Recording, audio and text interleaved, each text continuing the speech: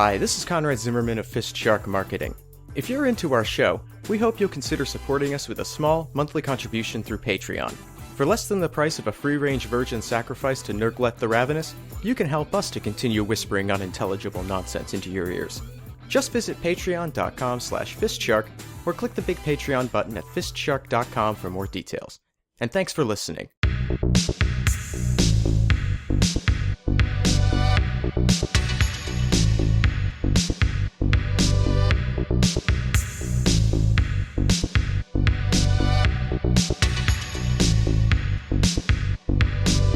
Have you been to the new bakery that's just opened up? No, I don't think I have. Is it good pastry? Well, I think you'll be a little bit surprised at who is running the joint. I'm a little bit proud of it myself. So, all right. Well, who is it? Don't hold back. Well, you know, we've been looking for something for Jeremy Renner to do. Oh no. It turns out that the man knows his patisseries. Jeremy Renner, the Hawkeye. Yeah, Jeremy Renner, Hollywood hunk, Hawkeye extraordinaire, just happens to be the master of the Belgian tart. Oh, that sounds like a wholesome turn for him. He's had some issue with reputation, having said that Black Widow was a slut, saying that he doesn't care about human life. A couple of faux pas in the press. Yeah, and that time he fucked a brick in the middle of Times Square, that was just no good for anybody. No, a lot of cameras there that day. Yeah, well, actually. I mean, he did promise to, in his words, make love to Times Square one brick at a time. What? How did he... Did he insert himself into the brick? Did he put the brick into one of his orifices? There was a lot of bruising. A lot of bruising and a lot of mashing. Yeah. I'd hesitate to say penetration was achieved. No. To be honest, he just got a load of brick dust up his urethra. Well, I'm glad you're being honest. So now he's opened a bakery. Yes. He's to be honest, he's thinking of potentially throwing the whole acting thing in, which could be difficult because we are in the business of publicity. But if we make this the best, most famous, most talked about bakery in the entire Greater Boston area, then I think we may still have a nice little earner on our hands. And Jeremy has been turning heads. The celebrity chef thing, while waning, is still big. And, there could be room for another Ace of Cakes type guy or something like that. I could see some potential. And, I mean, we already know Renner's a bankable quantity. Like, we can get people interested in Renner on the basis of Renner. Yeah, I'm not seeing how this can go wrong. This seems like an actually safe, good idea. Jeremy Renner cakes. Of course, there is that one thing. Yeah? Oh, no, he's over all that now. Oh, you're sure? So he's yes. he's not... His desire for public exhibitionism is over. He says he wants to settle down, lead a good life, and hold on a minute, I'm just getting a phone call. Hello? Yes, Jeremy Renner is fucking all the gingerbread men. Mm-hmm. Yeah. Oh, no, yeah, please stop him. Mm-hmm. Children are crying. Oh, yeah, they will. They will do that. Uh-huh. Awesome. Thank you for letting me know. Okay. Yeah, no. Just, let the police do their thing, and I'll go post bail later. Oh, thank you. Thank you. Bye. Okay. Who is that? What? Who is that on the phone? Huh? Who just called you on the phone? I'm being very honest, Paulson. Actually, can I call you Paul? I suppose, sure. Thank you. It's just I knew a Paulson, and he fucked a load of gingerbread men in a shop once. Unlike Jeremy Renner, I guess, who has never fucked any men, ginger or otherwise, bread. Gingerbread men, so cookies. So he doesn't fuck cookies? No, I told you this is all above board this time. There's no problem here. Jeremy is still a top-notch client. Hang on. No reason to tell the senior partners about anything. What? What? I think you meant to say anymore. He doesn't fuck gingerbread men anymore. Oh, there was that period in 1998 when he did, yeah. Yeah. Of course. Yeah. We all know about that. Right. Yeah, I mean, it would be very silly. It would be very silly for a publicist to let Jeremy Renner near gingerbread men again if he wasn't over that whole gingerbread fucking thing. It sure would be. Yeah. I mean, the idea that Jeremy Renner would be on his knees in the middle of a bakery, thrusting mercilessly into some very sad-looking gingerbread men, some of whom have been iced to look like skeletons, screaming, "Here, I'm going to fill this bastard full of cream." That would be terrible. And impossible to even happen, so I don't know why you're saying that happened, Conrad and Paul. I don't know why you're saying any of that happened. I mean... Can I stop you there, Paul? Mm-hmm. How come? What did I do? I'm sorry? I don't mean to be rude, but it's, I'm just getting this kind of spooky feeling, this tickle up my spine, if you will, about this Jeremy Renner thing. I've never seen Jim be quite this quick to dismiss any potential problems. It's sort of smacks of a potential disaster. Ginger, you sure it's not ginger, bread men? Are you sure it wasn't men who sell bread who happen to have red hair? Because that's not that bad of a PR disaster. Can I Put be your honest? dick into those guys. If I can be perfectly honest with you, Paul, I'm feeling very attacked right now. Oh, oops. I'm feeling like you're in my personal space right now, and I would prefer if you just backed it up a skosh, just a skosh. You think of a skosh, and that's how much I'd like you to back it up. And let's not talk about bakeries ever again. I've never even heard of a bakery. What is bread? You know, I blame myself for this. I do. Because, you know, I've always known Jeremy had a talent for baking. And, you know, I had him cater an event, a little soiree that I held a few months back. And I went into the kitchen just to check up on things, and there he was sticking his pig in the blankets. He has a pig? Like a pet pig? No, he was literally fucking freshly cooked croissants. Oh, just buttery, I bet. Oh, yeah, flaky. Well, I mean, they were very hot, so after he was done, he was pretty flaky too. Yes, that's true. I want to be respectful to Jim, so we don't talk about bakeries anymore, but on the other hand, Conrad's saying that Jeremy Renner put his dick in the croissants, so... how do we reconcile that and still solve the problem of getting this Jeremy thing done with the thing that I can't say? Yeah, okay, yeah. No, eclairs don't go up there. He's gonna have to pull those out. Yeah, and I don't care how inviting the donuts look. That holds... Not for that. It's just simply not for that. No. If they're advertised as plain, they don't need to be glazed. Okay. Have the police arrived yet? No? Okay. Just keep him away from anything jam-filled. You know, sometimes I have to question whether or not we are bribing the police too well. I mean, because you want response time, right? Sure. Just sometimes, every once in a while, you'd like them to show up quickly. Don't we just not want our clients to ejaculate on the donuts that they sell for the kids? Paulson, we have our limits. If you say so, I just kind of figured that we could just get them to... Maybe if we put some diapers on them, or a chastity belt to keep the ejaculate from getting on the cookies. Hello, everyone! It's me, Bono Fox! What's everybody talking about in here? Well, Bono, I'm not sure if I'm allowed to tell you, but, Jeremy Renner opened a bakery and he's coming on the cookies. No, he didn't! Why don't we talk about my new album? That sounds like a very entertaining and distracting thing to talk about now, doesn't it now? Oh, that's great! You've got a new album, Bono? That's really exciting. Oh, yes. It's called Jeremy Renner Definitely Didn't Fuck Any Pastries Today. Mark Hamill's agent got back to us, and no.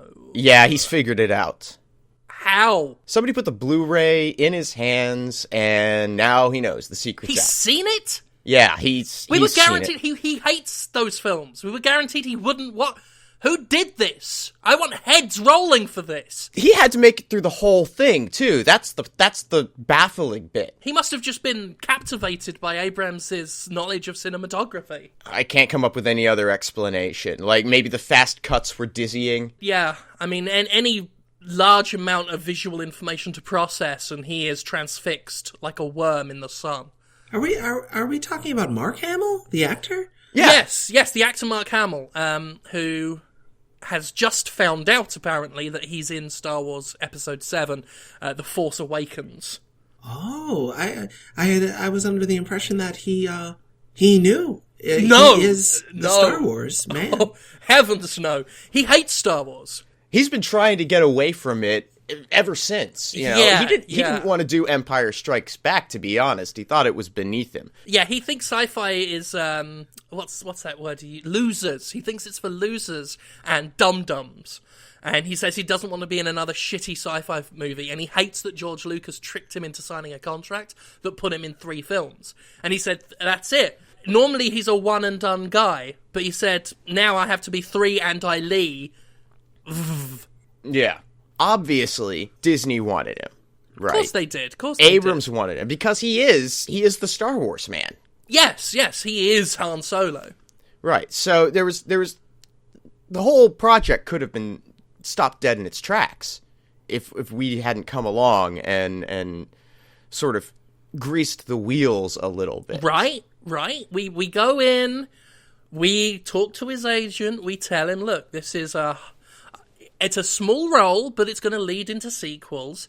You just have to stand there. Just stand there, look mysterious, look stoic and wise, and I guarantee you, Mark, you're going to be the next Charlton Heston. Oh, Charlton, sure. That's what he wants to be. You know, he wants to have those classical roles. The man's a thespian.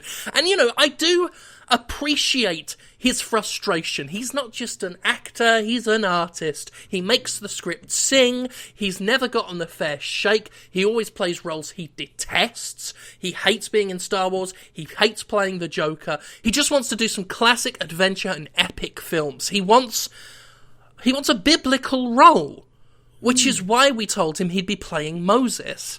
So he thought that he was playing Moses in the Force Awakens. Yes, he thought he was, just about to part the Red Sea when he's sort of on that mountain looking out. He was a bit confused when someone handed a lightsaber to him. We just told him that was, like, what Bibles looked like back in the day before they invented books. And he seemed to go along with it. He didn't seem to question it. He wanted the role. Yeah, at the so time, badly. I'm pretty sure, like, I was always under the impression he knew he was in Star Wars and was just trying to convince himself it wasn't. But no, I mean, that is I didn't apparently speak not to the the case. agent. Yeah, I didn't. Yeah, he he had is the conversation. super, super pissed about this whole thing, and it's questionable that we're going to be able to convince him to do more work. I think he's going to go to court to try and get out of the contract for the remaining 2 films. So he'd let me get this straight. He 100% definitely doesn't want to do Star Wars, right? No, absolutely Right. not Star Wars at all. What if we said to him, "Oh, come on"? I don't know. I mean, it's a persuasive argument. I think so. Are you sure that he doesn't like Star Wars? I've been following his career for a long time. He is on Twitter. He shows his trading cards that he has signed. May the Force be with you, kids. Sexy robe man. Seems to be perfect for him, and he seems to have embraced it. He's a consummate professional. That's the thing. It's a little known fact that Dolph Lundgren runs his Twitter account for him.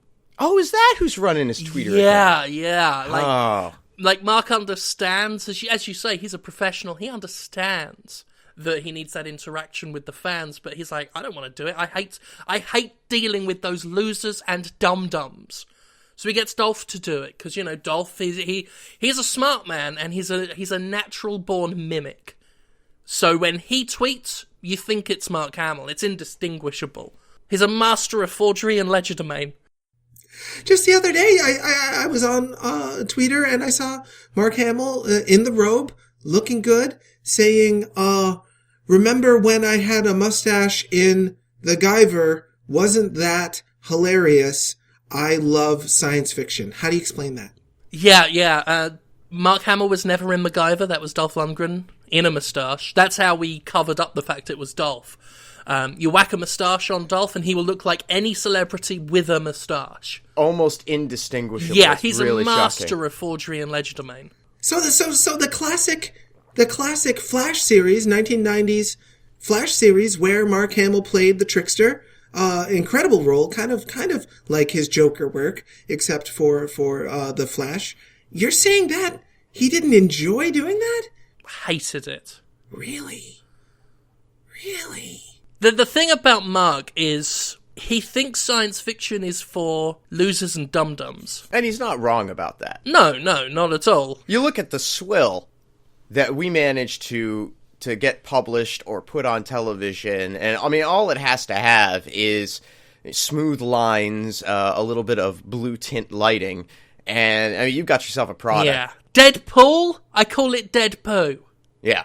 But the people swallow that shit up because they're losers and dum-dums. I agree with Mark on this. But on the other hand, he thinks a biblical role, following the Old Testament, playing Moses, is not for losers and dum-dums? No, he said if it's good enough for Christian Bale, it's good enough for him. Christian Bale? Yeah, he played Moses in some whitewashed piece of shit recently, and Mark Hamill thinks he could do him one better. I wonder if that's a way to leverage him. Maybe if we can get Christian Bale to be in the next Star Wars movie playing Moses, he'll feel compelled to be in it just to one-up him. That's true. It would get Mark closer to Christian Bale in order to kick him in the teeth. And with that kind of bait and that kind of potential for, maybe they won't know that the cameras are rolling, but if we manage to get that conflict on film.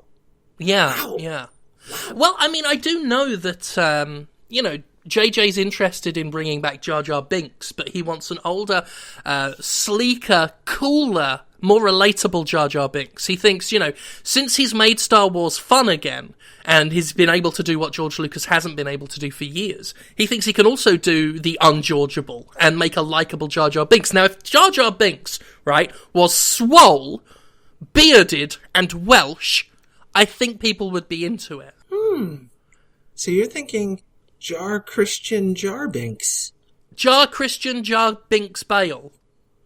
Yes, we have Christian Bale, shirtless, big long rubber tongue coming out of his mouth. So no CGI, just practical effects. Just practical effects, plus that would be very useful for Mark, because he can grab the tongue and pull the head towards his foot when he kicks him in the teeth. Star Wars Episode 8, Jar Christian Jar Binks Bale versus Moses. Dawn of Justice. Have you guys been by IT lately? Have you walked Information past... technology? The computer guys? the tech guys. Oh, no. Didn't they recently install that bunker in there to save space? Yeah. They did a whole big upgrade to the whole system. But I haven't actually heard anything from anyone since since a few weeks after they started the project. They installed all of the new terminal workstations for the employees in there. They really managed to conserve space. Like we consolidated the size of that office down like 75%. It's pretty incredible, and we've still managed to triple the number of staff occupying it. So there's a whole lot of people in a much smaller space, which is great. I needed a place to store that collection of vintage hammocks that I bought on eBay. It's a very fine collection. It looks mostly great. mint condition. I mean, really impressed. It's hard to get a hammock that's been so rarely used. Right, because you get a hammock, and I mean you're in that all the time, right? Yeah, I mean, my hat goes off to anyone who saw the appreciating value of hammocks and kept them in the box. Yeah, it's impressive. So I've got some really, really beautiful, beautiful pieces, and now I've got a place to show them off. So I feel great about that. Yeah, because we don't need staff taking up space when they could be cloistered into small battery farm style bunker areas, which I'm very happy about. Now, if I recall correctly, because I to be honest, whenever we have larger staff meetings, I fall asleep. But I think I vaguely remember them saying that they do everything virtually now. It's what you call a virtual office. It's now that virtual reality headsets are becoming more and more available, we realized that we could save a ton of money on real estate if we just bought VR rigs for everybody in the IT department. And so we just built bunk beds, basically. It's a little like a coffin motel thing. I mean, they have some room to move around. It's about 5-6 inches between where your nose would be and the bottom of the bunk above you. But we got them stacked like 6 high. It's great, and they all just put on their VR headsets and go to work, and they seem to love it. Like, as in the virtual environment, it's indistinguishable from the full office. We have the whole thing completely rendered in there. The realism is incredible. Interesting. I tell you what, should I pop down there? See what's going on? Someone probably should check on them, is all I'm saying, because it has been it's been a while, and I think the support tickets are really starting to pile up. I'll tell you what, I'll head down there, and I'll see what's going on, and I'll be back in a minute. Okay, all right. Mm-hmm. So support tickets, they've had some issues down there? Well, I mean, we have issues office-wide. Shit breaks, and when something breaks in the office, you got to get a hold of the IT guys, and then they'll tell you to, turn off the power and then turn it back on, and then, usually that fixes it. Well, sure, but if your entire existence at work is being done virtually, I'd imagine things could go sour kind of quickly if you don't have your technology up and running properly. It sounds like without the VR, they couldn't really do a heck of a good job. Is that fair enough to say? I mean, it's not like their job's that taxing, right? All they're doing is telling people, did you turn it off and then turn it back on again? I mean, that's ultimately it. Oh, sure. I meant the people who are supposed to be working for us with their VR headsets on. Right, I know. Yeah, their job's not taxing. They don't need to do anything or go anywhere or have a livable condition surrounding them, because we can create all of that for them virtually. I just hope we're doing that well enough. Otherwise, I mean, you don't seem concerned at all. Well, I haven't heard a complaint yet. I mean, I haven't heard anything in like 2 weeks, but that's good, right? No news is good news. I'm back! Yeah. Back, right. So how are they?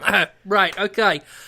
I got good news, and I got bad news. Good news first? I'll start with the good news.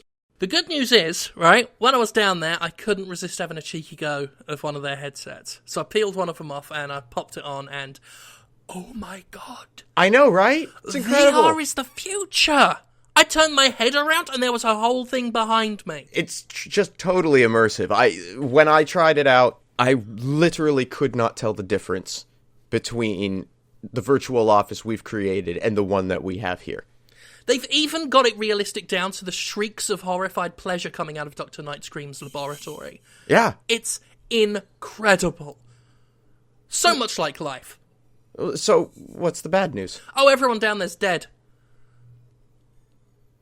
Oh. Yeah, they were all just lying there in their bunks, emaciated, desiccated. I mean, like, rigid as hell. Prizing the headset off of one of them took some jostling, but I did get it down with minimal caving to their skull. They're dead? Yeah, but the VR is, like, super cool. I'm glad the VR's cool, but how did they die? What are we gonna do? Well, there's a guy down there running the server, and I spoke to him, I asked what was up, and he seems to think that what happened was it was so immersive, so realistic, they just kind of lied there and starved to death. There was a lot of urine and feces in the room. I think they just laid there until they quite literally, not virtually, died. Yeah, I did ask the guy running the server why he didn't say get them up, turn them off, feed them, clean up the shit. But he said that wasn't his job. No, and I could totally relate to that. Don't act outside of your pay grade, you know what I'm saying? Stay in your lane, Yeah, it does turn out, he saw a lot of them, before they became too weak to move, he saw a lot of them moving their hands up to their mouths and making chewing motions. So he believes that they were trying to sustain themselves off of virtual food in the virtual kitchen with their virtual stomachs, which was just, again, so immersive and so believably lifelike that, you know, they died because they didn't eat or drink, which you need to do. I don't mean to sound ignorant, but honestly, I'm not an expert on virtual reality, but it's just sight and sound and maybe a little motion. It's not taste. How did they think they were eating when there was no food? How did that happen? They're pretty dumb. Yeah, they worked in tech support. Like, anybody who has qualifications or, you know, aspirations or goals or motivation, you know, the things that enable people to succeed, they don't work tech support. Yeah, no, eventually if you work, certainly in our department, tech support long enough, you kind of become very numb to the outside world. In fact, I wouldn't be surprised if for them, the virtual reality world was the most vivid, colourful, flavourful place they've ever been. If anything, they may have been allowed to die happy, which in this world just wasn't possible for them.